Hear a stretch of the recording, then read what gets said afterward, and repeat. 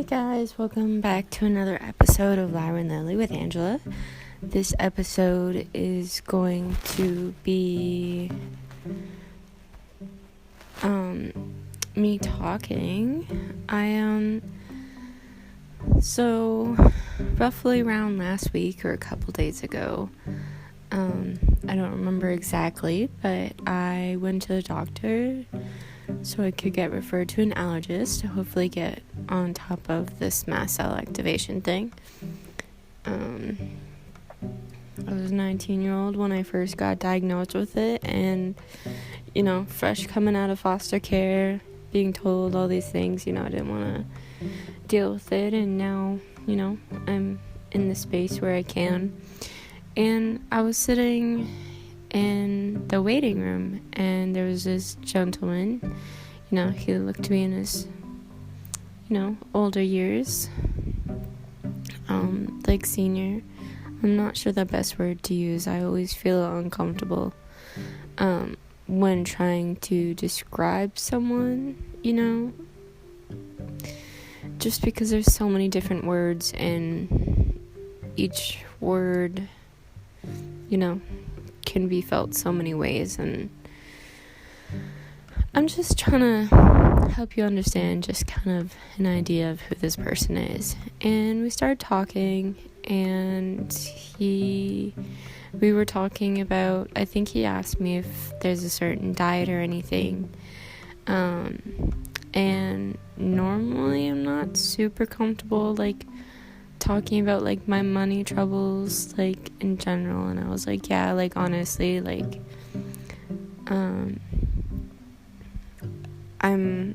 it's a very, restrictive diet, kind of, that I'm supposed to be on, anything high in histamines, but, one thing I learned is bad food is better than no food, and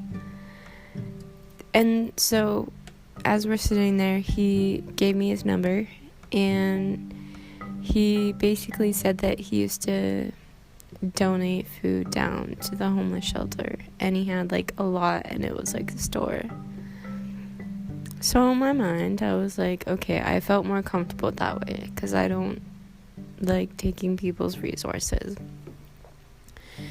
And so I waited a couple days to call him, because I didn't want to call him right away, and in my mind, I was going over my insecurities with everything I've been through. I'm trying to, figure out if I should call him or not. Is he a safe person? And today I decided to call.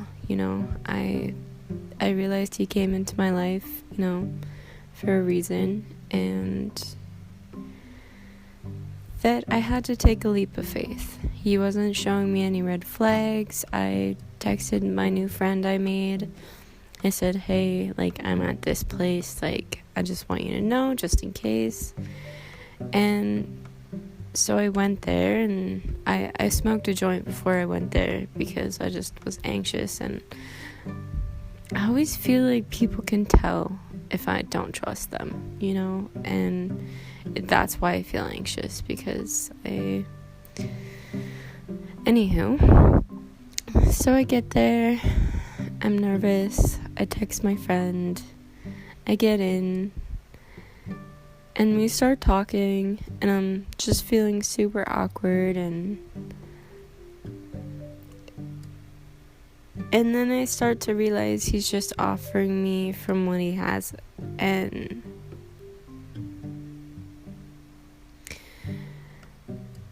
for me, it's I struggle to accept things from people when they're giving it out of, their own resources, in a sense, and he was just so kind. I broke down at least 3 or 4 times, and I'm talking full on tears. He reminded me so much of my great grandfather and my mother. Just the kindness. And we were talking, And inside, I was feeling so guilty because I still had so many trust issues going through my head and all these things. And I would stop talking, like I was holding it in, and I was just watching him just go around his kitchen and just think of what he could share with me. And he had made it out to sound like he had so much stuff, so much extra, and it was just what he had, and the fact that he was willing to share it with me. And he didn't expect anything in return. I brought over the 3 crocheted purses. You'll see them on Instagram today. And my thing is, even if I don't have money to give, I want to at least give something. And I gave him one of the purses, and it was just so kind. And even when I think about it now, it makes me cry.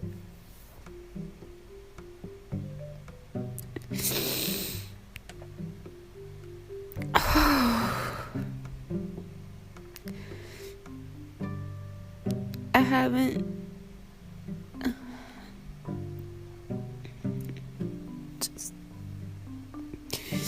it hurts. And I was honest with him, while I was crying, I just told him the truth, and all I could say at first was, it's just been so long since anyone's been kind like this. And I told him, it's not that people don't try. It's not that, people don't try to be kind. It's just the world has hurt them so much that they don't understand. And he was just so pure in his actions. And then he told me about his mom and her urn, and how she liked bingo, so he buys a bingo ticket and he sits there with her, and he wants to be my friend, and I want to be his friend too. I feel so ashamed, for my trust issues, but part of my brain's like, Angela, you haven't listened to things before, but this feels different. It's just, he talked himself up so big that he had all this stuff, not saying, in an egotistical way. It's just, if I had known that he was gonna be offering me from, his personal amount, I would have said no, honestly. And I guess you could say come from me not feeling like I don't deserve it. It's not that. It's not that at all.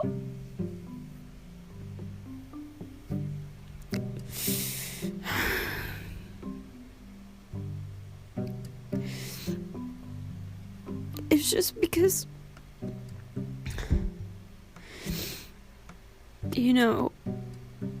when these emotions first hit me, when I think about it, there's this really deep pain and this grieving period for how long it's been since I've had someone so pure and so gentle. Just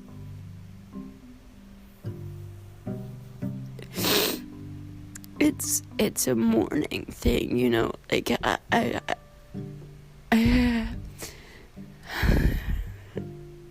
it's been so long, and I swear my mom and my great-grandfather were there. I know they were there. I could feel them, and I could feel them just smiling down on me.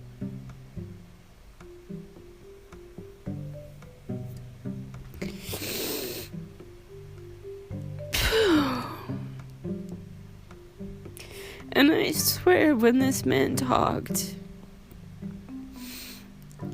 he sounded so much like my great-grandfather. Just something, it's so hard to describe. It's an essence, it's a frequency, you could say. And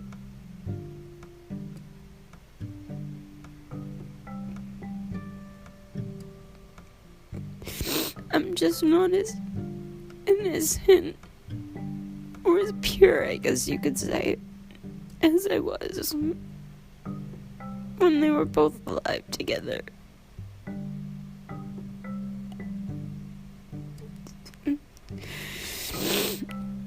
And the kindness that this gentleman showed me today brought my heart back to being a little girl with my mom and my great-grandfather, and the happy memories that I didn't realize I still had. I just couldn't remember.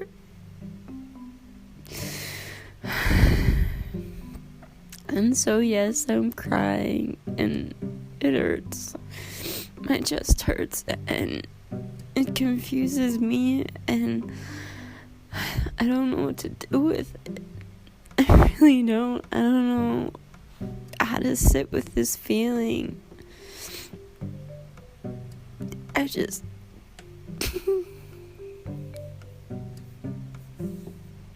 like, they're like happy tears, but like mixed with sad tears. And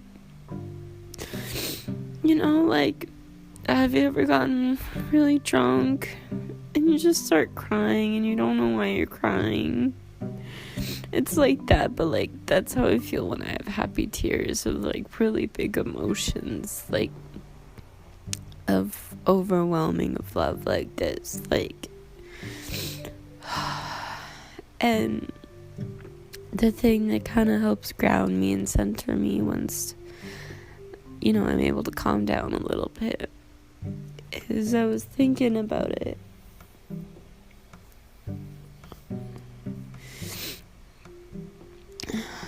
And at first, my thinking thought pattern was, oh no, I need to change myself, I need to make better decisions, blah, blah, blah, so I can be worthy of that kind of generosity. And then I realized that it's not that I need to change. I need to accept the beauty in it and the hope it gives me.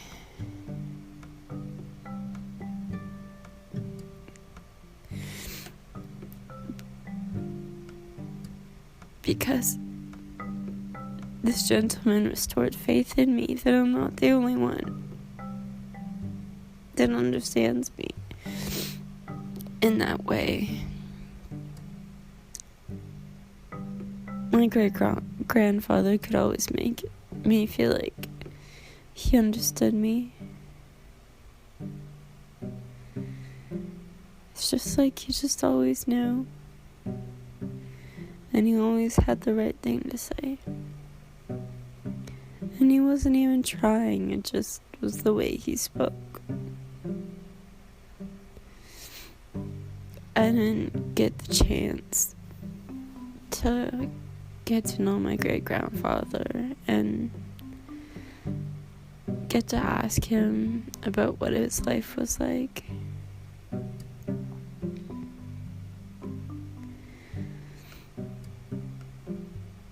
But the wisdom and just who he was,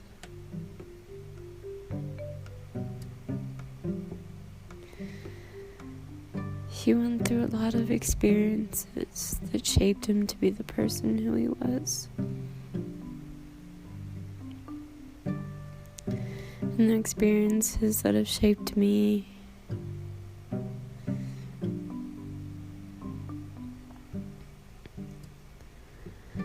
I am so grateful. I mean, fuck, every time I go into my kitchen and I see the food, it just makes me want to cry. I see this man shaking, just naturally, right? Just, offering me food that he has to eat.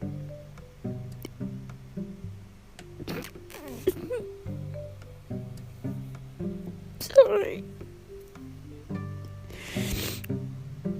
It's just something, I can't describe to you what exactly it is, but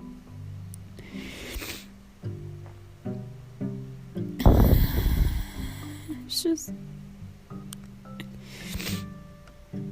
for me, there's just something that happens to me that when people who don't have much themselves, when they go out of their way to offer me kindness,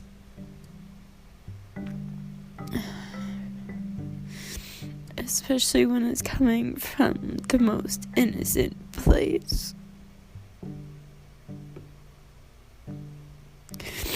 it just does something to me, and I don't know how to feel, and I just start crying.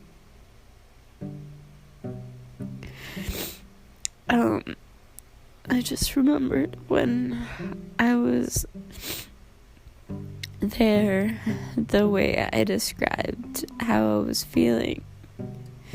Every time this emotion came up, the one I'm feeling right now, I said, it's like I'm a little baby bear, and I come up for springtime, and everything's so beautiful, and that's this emotion I'm feeling, and then there's like a rattlesnake or something that just sends me running back inside, and then I thought further into it, and I used the analogy and kind of told myself, like baby bears grow up, physically, so that one day maybe baby bear won't be so afraid of the rattlesnake.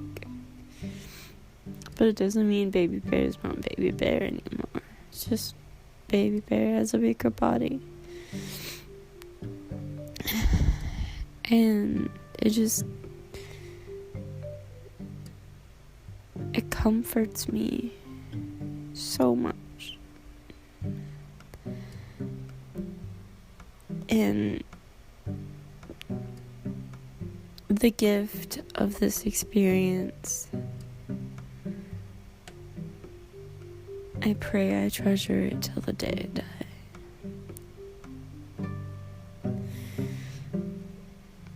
And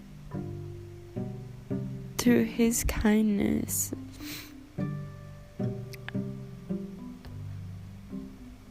I make a vow to myself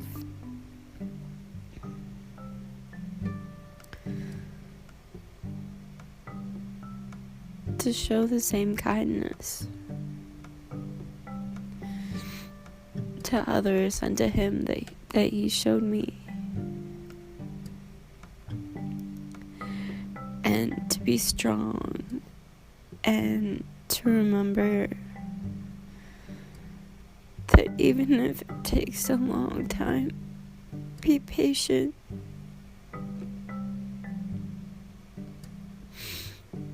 And be open to those new experiences. I'm opening myself up to people again, and it's nerve-wracking. And I'm doing the best to keep my mind calm, a clean slate, understanding what's a projection and what's a real red flag.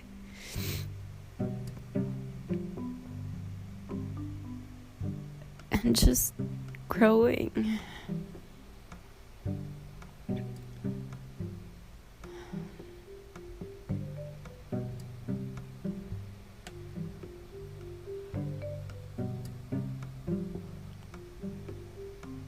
I really hope that everyone experiences an act of kindness that's so pure, is so genuine and from the heart.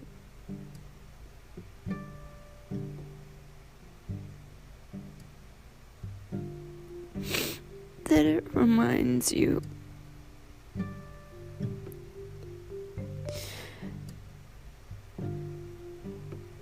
that you're not alone. You're not crazy. And that real kindness does still exist. For the longest time, I haven't experienced that kind of kindness in a very long time.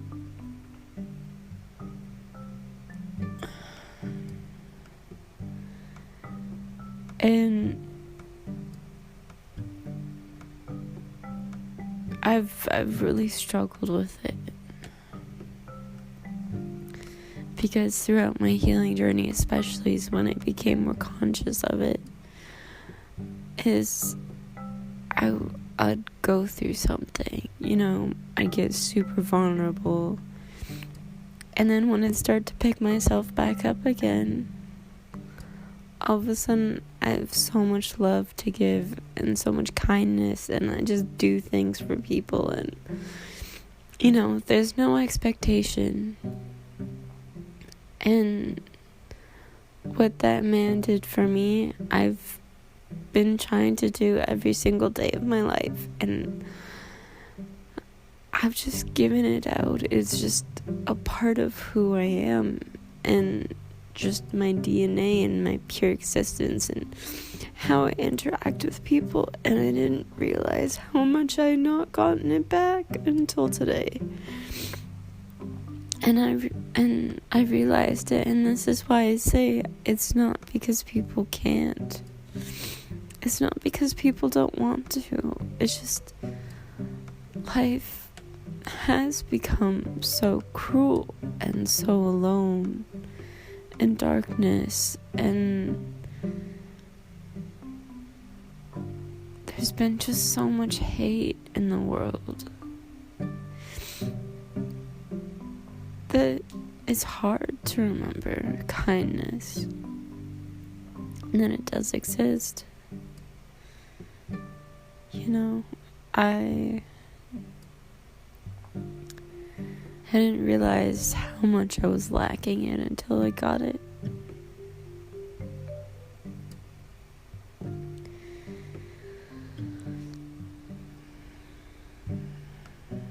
And I hold on to that. And I'm grateful for it.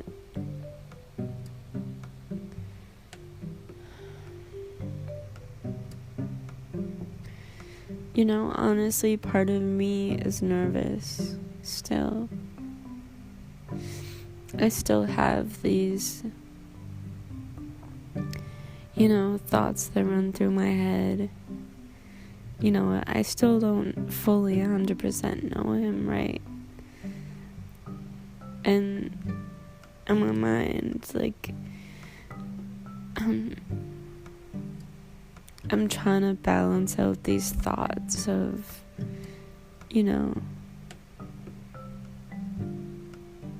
just, I don't know how to navigate the situation. And because I've been so used to malicious intent and things like that it's it's hard, for me internally to, I guess I'm just gonna have to be patient, and I think that's gonna be tough for me.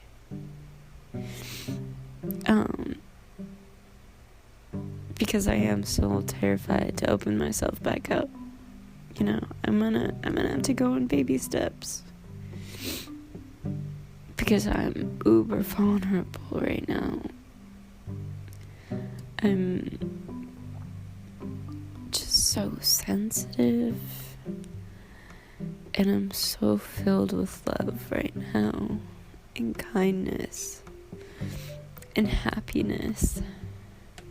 I mean, yes, I get moody, and yes, life happens, and you just gotta adapt. But it's just this beautiful feeling on the inside of this warm glow. I've been working towards inner peace, and I've had moments where I swear I've been in heaven. Just been so happy and just so peaceful, and I've done the work to get myself there. And it's almost like I can't even deny the beautiful things around me. And I think that's why I'm able to trust things a little bit more, because I've been working towards them, and it's like things are finally starting to actually have a physical form. And my dreams are starting to come true.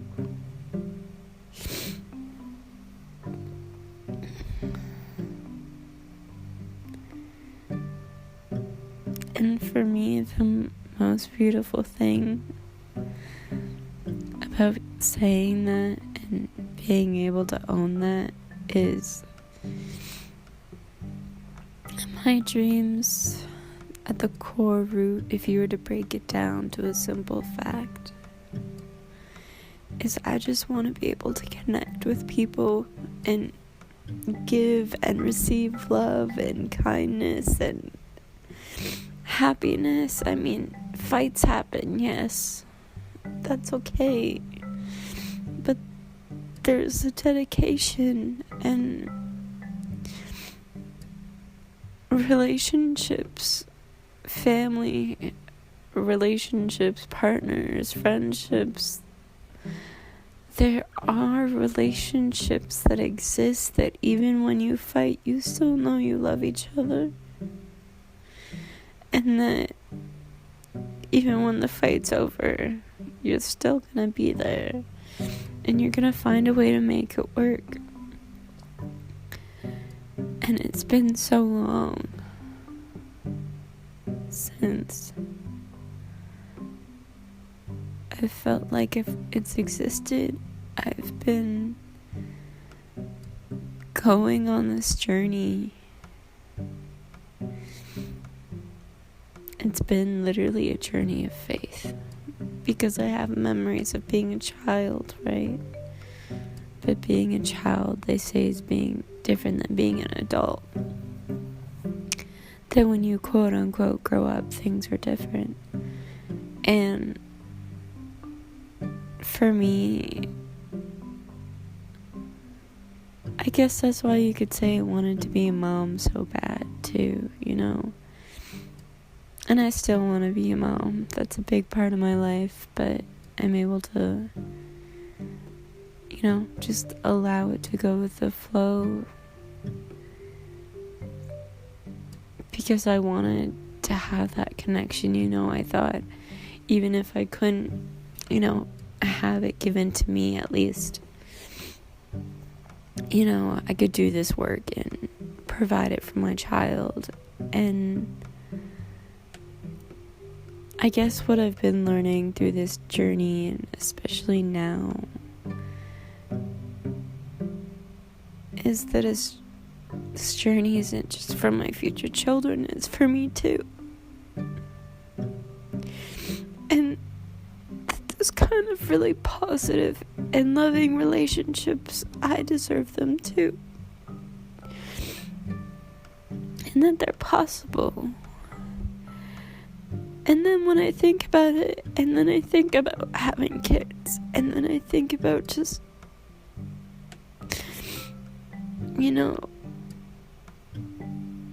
leading by example, positive role model, and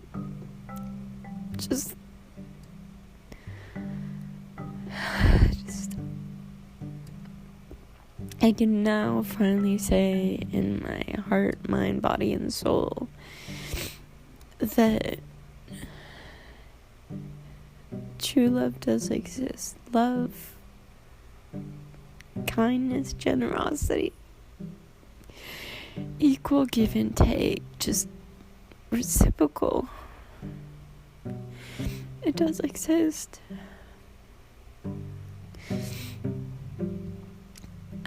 Like I said, I had this faith in it that it did, but I forgot what it felt like.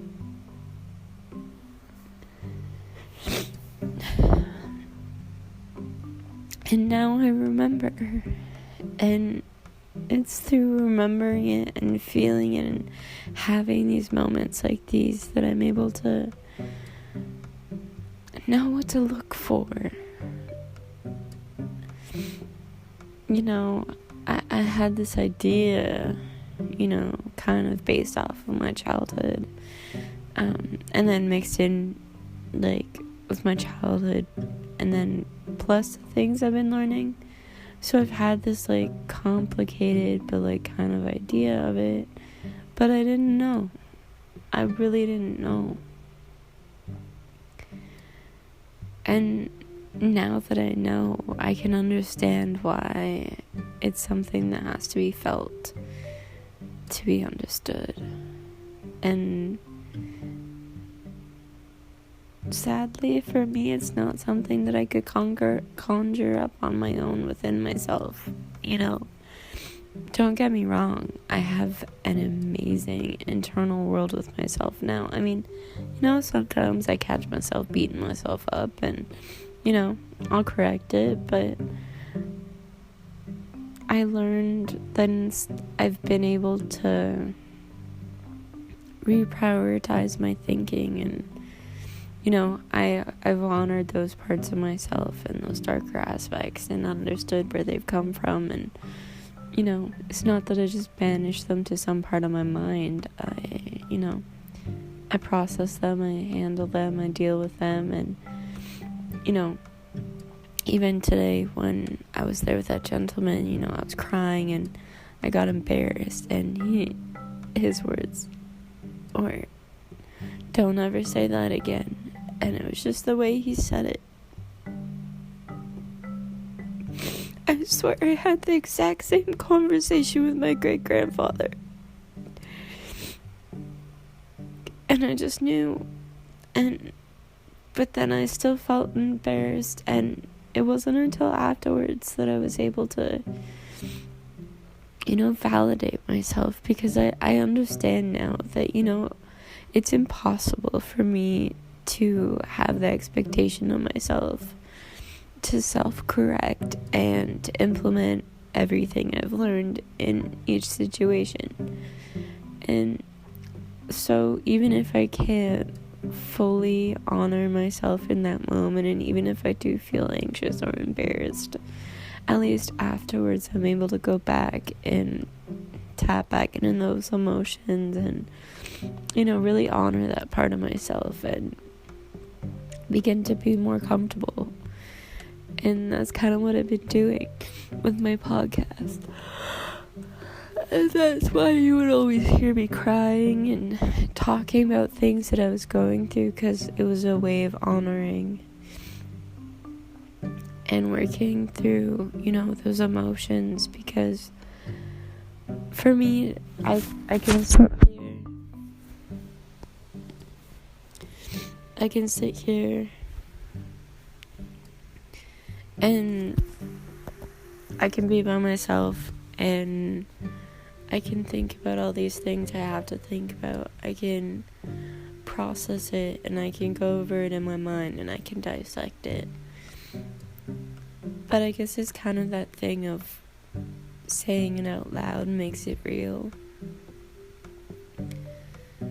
And when I first started my podcast, the intention was more for you guys, to help you out in life and maybe by sharing some of my stories, I help you.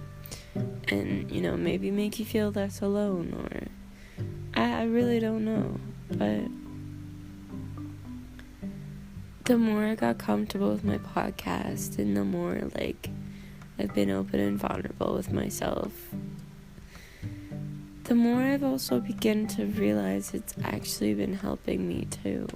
And it's given me a space where, when I go through things like today with emotions, and it's really big emotions that I really don't know how to process, and it's hard to sit with by myself. In the past, when I'd sit with big emotions like these, I would listen to sad music or something to help kind of process it. But I would get lost, and I'd almost get sucked down this drain, just because I just start spiraling, and I thought I was doing the right thing. I thought in order to get it out, I needed to go into this really dark place and just have this massive cry. Don't get me wrong, it's helped, but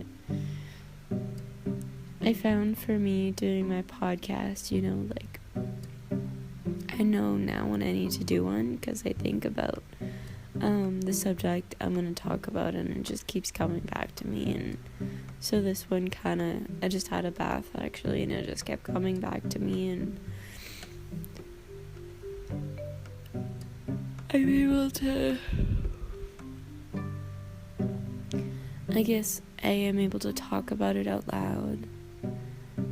B, I'm able to listen back and hear back later as well. So I like doing it when I'm sleeping. I like listening to them when I'm sleeping, and I find it goes in my subconscious, so it helps my subconscious process it.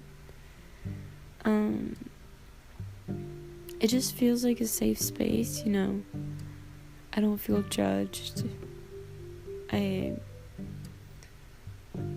don't know, when I'm recording my podcast, it just feels right. It feels like the right thing to do now. And it's just kind of like giving and receiving, at the same time. I'm giving to myself what I really need in this moment.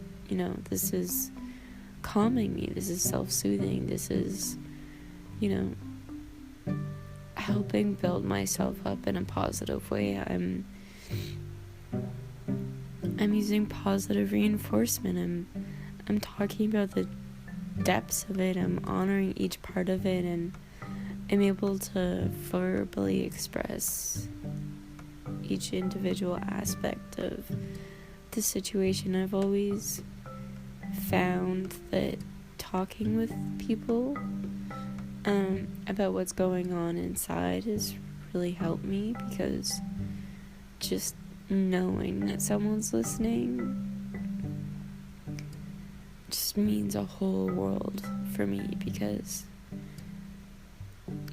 as many times you've heard me say, is I've been and I've gone through a lot of this stuff by myself, and it's tough. It's been really tough. I've had to find these ways of keeping myself going, these, it could be a code, it could be my morals, but they're just these little guidelines, when you're bowling and you have the bumpers up, it's little bumpers that just keep me going on the right path instead of falling too deep into the gutter. And I remember used to getting frustrated about them all the time, but I started to realize they were there to help me, and that I had to find a new way to do things, and also that it takes time, and that some things work better in some situations than others. Also, for me, music used to be everything for me. Music used to be my counselor, my coffee, just everything. It was like my narration to life, and I swear it was the only thing that kept me alive sometimes. But the sad reality of life is it doesn't always work. And for me, when I used to be in a really dark place, when it would stop working, I'd get so scared because I didn't have anything else. I didn't have something just for me, and I've always struggled with counselors or people outside of myself. I guess it's my mental health journey, or my journey in general, has just been such a personal one that has been hard to let people in on it, if that makes sense. Like, I mean, I said I'm an onion, right? So I have these layers and these complexities, and some of the questions I've had just in life,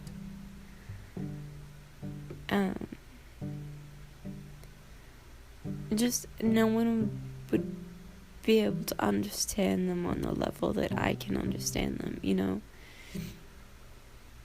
And it's been very hard to kind of swallow that hard pill of reality of, you know, no one can truly understand you 100% identically except for you. And it just kind of always kind of messed with me a little bit. It made me really alone. Especially growing up kind of like, you know, with a lot of alone feelings, and life has put me in a lot of situations where I've been alone, and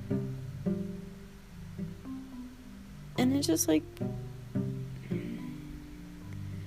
it almost gave me this no one can help me kind of thing. It's almost like frustration / like workaholic, but like internal kind of thing. I guess it's kind of like, you know, if no one could understand me and only I could, then I was gonna do the best fucking job, and I was gonna scrub thoroughly, and I was gonna figure out who the fuck I am. You know, if no one else can tell me who I am, I need to figure it out. And that's why I say with every single thing I do in life, there's so many reasons as to why I do it. You know, like my whole healing journey. Sometimes I thought it was because it was just because I want to have a kid, you know, and for generational, that's part of it. But then also it's for me, and then also it's this I also just mentioned about no one else knows me. You know, like I can, so I want to know who I am. There's so many reasons for everything in life, and reasons to do things aren't a bad thing. Actually, they're the key to motivation. It's just,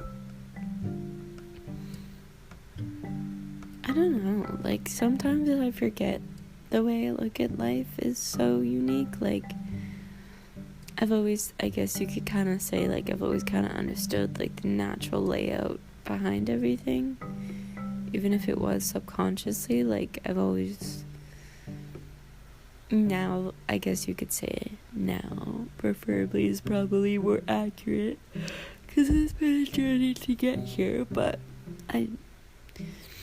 the more I've gotten to this journey, and more of this person I've become, the more I've realized I already was this person. It's just when I was a child, you know, and in certain environments, when I was in a positive environment, you know, for my health and for my growing and everything, you know, there's certain memories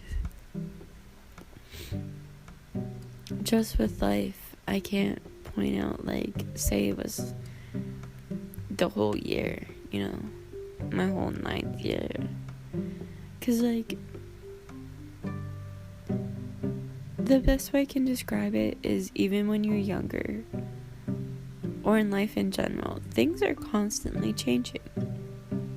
So, for me, I guess becoming more consciously aware of just the natural changes in life and how even a day now, it used to be like a month, couple months, 6 months, and then it was like a week, and then it was like, every couple days.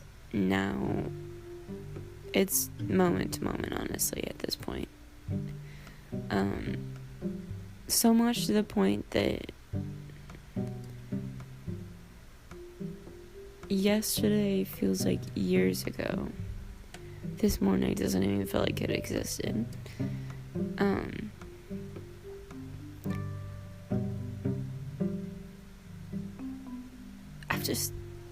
I could talk about this for hours, and I could put it in so many different words and so many different shapes and so many, like, different ways of understanding it. And,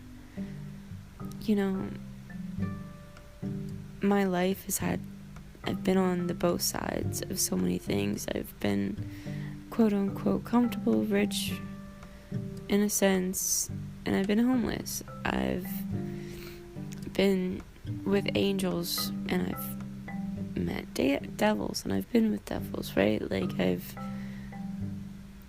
I'm only 24, but the amount of experiences I've been through and the vast differentness of, like, black and white to each side. I've been through so many different things, and I've been on the both sides of a coin in so many different parts of life that I guess I've learned to just really appreciate where I'm at, and to understand that there's always another side to the other, the same coin. And, even if right now maybe you're on the lower side, at least it can give you faith and optimism to know that you just maybe haven't experienced the other side of that coin yet, and that's why, like I say again, it's so hard to put into so many different boxes, because it's just my life, it's just how I exist, it's just, I don't really think about it anymore. I used to think about it all the time when I first started to try to, like, understand it, and that's what I've really learned about this journey is the more repetition I do and the more, like, I adapt to new understanding, it just becomes second nature, and I don't need to think about it as hard anymore. And it's been getting harder and harder for me to teach or speak about things, because I'm just thinking about it, and then I'm like, but it's just like, even that in itself, the things that I'm teaching, they're changing and evolving, because, well, I'm changing and evolving, and it's kind of difficult for me to know how to say things sometimes. So, that's why, like, I like having my podcast where I can create my music, when I'm just chilling at home creating purses, and, kind of life is, yes, there's big changes, but, the emotions of them haven't hit me, or it's taken me a while to process things. And then once I process things and I can get kind of like a more conscious idea of what's going on, that's when I feel comfortable about talking about the things and the things I've gone through, because yes, I have epiphanies sometimes while I'm doing my podcasts, but I've really enjoyed and embraced more just absorbing and getting more comfortable, because like I'm sure you guys have probably heard in some of my episodes, and I remember, there'll be like one where I'm like bawling my eyes out, and then maybe later that day I come back and I've worked through it some more, and I have more like a more fresher perspective to it. Maybe I'm a little bit more calmer. I'm able to understand it a little bit better. And that's just life. That's essentially what I do every day. A new cool way I've also adopted, a way of living, of looking at my house is, so my house is where I create my art, and so because I've never really done a 9-to-5, or just in general trying to fit into that kind of format is always just never really worked for me. So to find that balance between like work and relaxing time has been difficult, and like setting priorities. And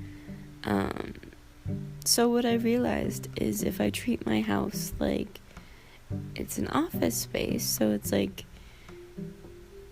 basically from like 11 o'clock, or if I'm up earlier, depends on, how much physical energy I have that day, like how's my health doing, how's my mental health doing, like I always check in with myself, and I get real honest with myself. And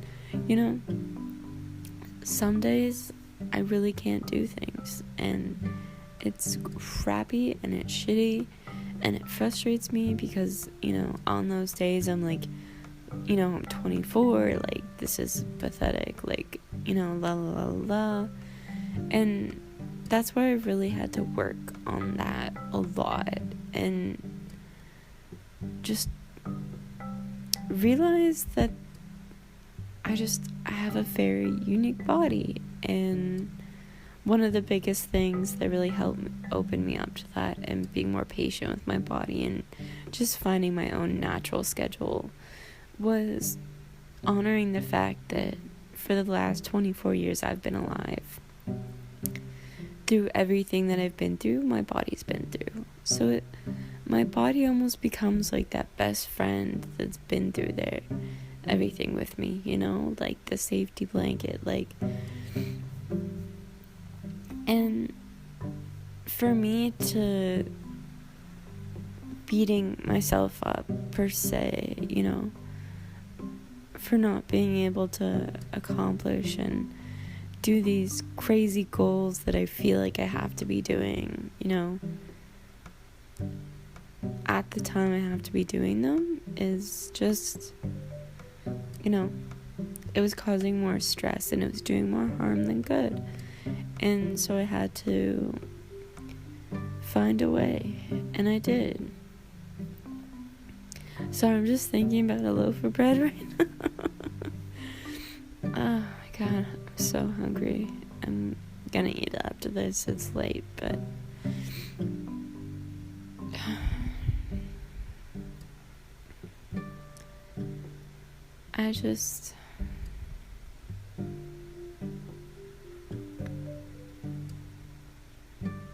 I wish I could just take everything I've learned, and I wish people could see what goes on inside my mind.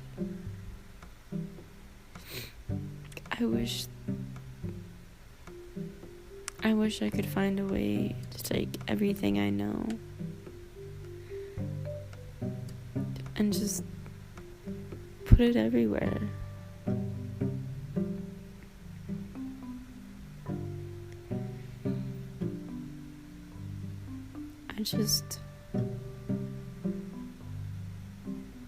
Most people haven't liked it, and it's not on purpose. I learned not to analyze others, like, or at least, like, I guess you could say that. I don't know. I'm just constantly analyzing everything completely. Sometimes I'm more aware than others, and sometimes life is just this fluidity.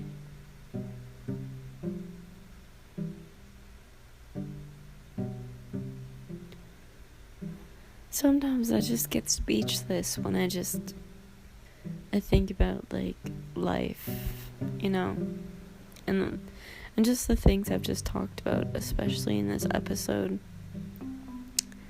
And,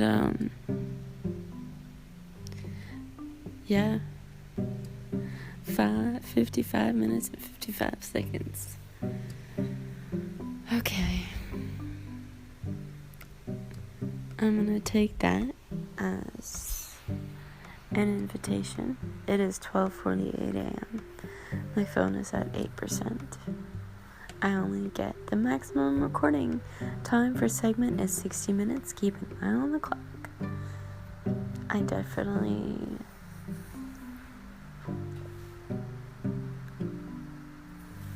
I want to say thank you for all being here with me. And for just existing, truly. Without you, there would be no me. Life is a complexity, a symphony. Life is a symphony of complexities. I like that. And, sometimes each symphony plays a song like my music when I listen to it. I swear I can hear a story. Many stories. Battles and heroes and victories and achievements. Just in these different sounds. That's why I love Irish river dancing and music like that, because I can hear the story in it. I feel like I'm a part of it. And I thank you all.